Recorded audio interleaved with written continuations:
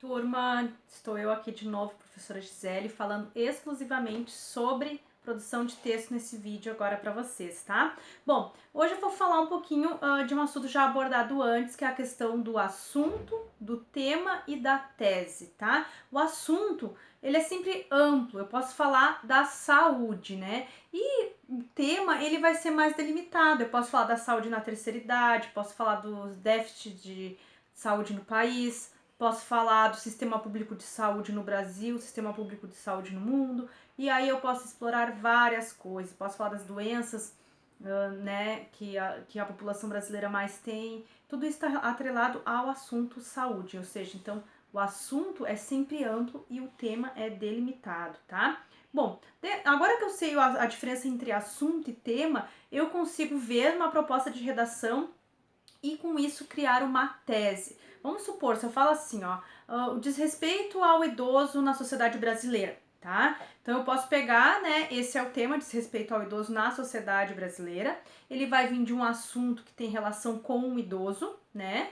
E com isso eu posso criar uma tese. A tese é a minha ideia, tá? Que eu vou defender ao longo do texto. Então, como eu tinha falado para vocês, né, eu posso ser contra ao desrespeito ao idoso ou eu posso ser a favor do desrespeito ao idoso. Se eu for a favor ao desrespeito, com certeza eu vou estar, né, ferindo os direitos humanos, então a minha redação pode ser anulada ou até, inclusive, posso perder pontos na competência 5, certo? Então, falando em competência, a gente tem 5 competências, né, que são avaliadas, né, na redação do Enem, e uma delas diz a questão dos direitos humanos. Para que a gente não faça, né, não cometa essa falha tão bruta, né, na nossa redação, a gente vai então ser, né, contra o desrespeito ao idoso na sociedade brasileira. Então eu vou fazer uma tese, né? A minha tese é uma afirmação e a todo momento na minha redação eu vou estar reafirmando essa tese, essa afirmação. Então eu posso dizer que no Brasil os idosos são desrespeitados por não ser mais uma parcela maior da sociedade e também porque as concepções, os valores da sociedade brasileira mudaram, tá?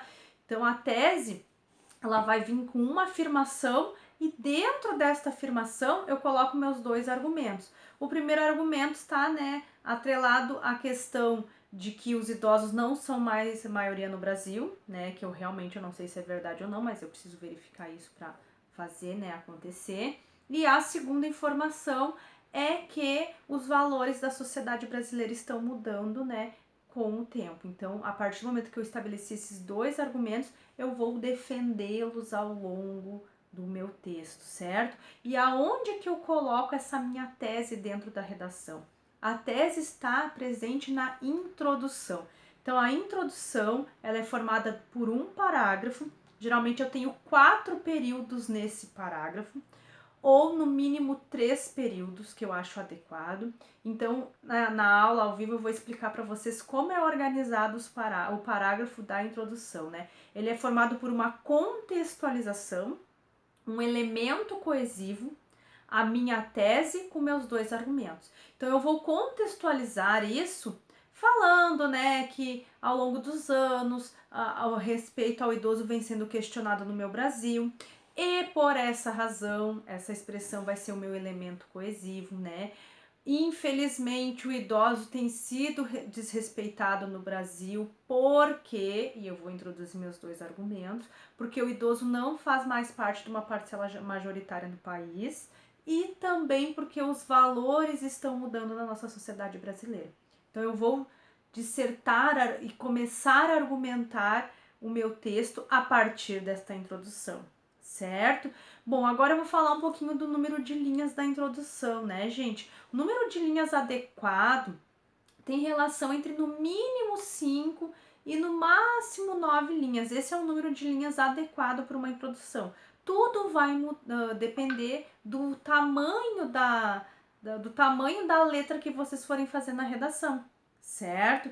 Então eu posso ter uma letra miúda, né, que é o caso que a gente vê muitas redações nota 1000 lá no Enem com uma letra bem pequena, porque eles precisam argumentar, inclusive eles não colocam título porque o título conta com uma linha, certo?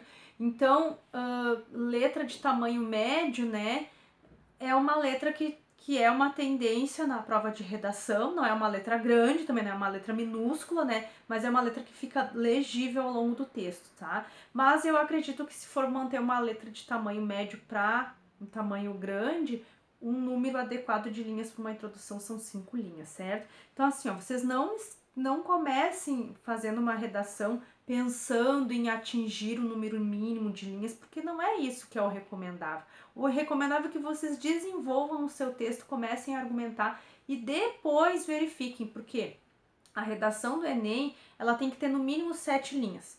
Quem é que não consegue argumentar com 7 linhas? Consegue, mas não fica uma redação coerente. Então, o mínimo que vocês vão usar são umas 20 linhas numa redação, tá? Então, se preocupem em desenvolver os argumentos, em apresentar uma tese clara, em fazer a introdução, né? Criar o seu desenvolvimento e fazer a proposta de intervenção, que com certeza vocês vão estar no caminho certo, tá?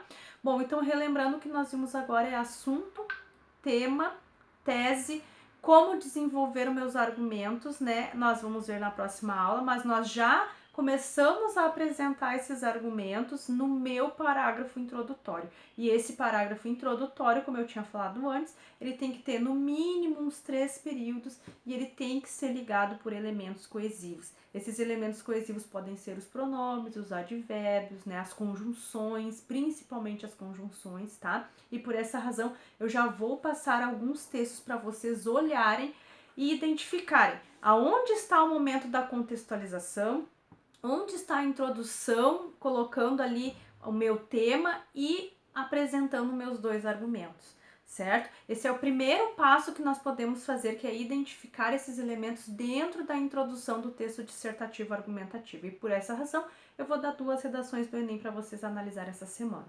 Tá bom, gente? Vamos, né, sempre participando nas nossas aulas ao vivo, nas nossas interações online, que é assim que vocês conseguem tirar as dúvidas comigo, tá bom, turma? Até a próxima aula. Tchau, tchau!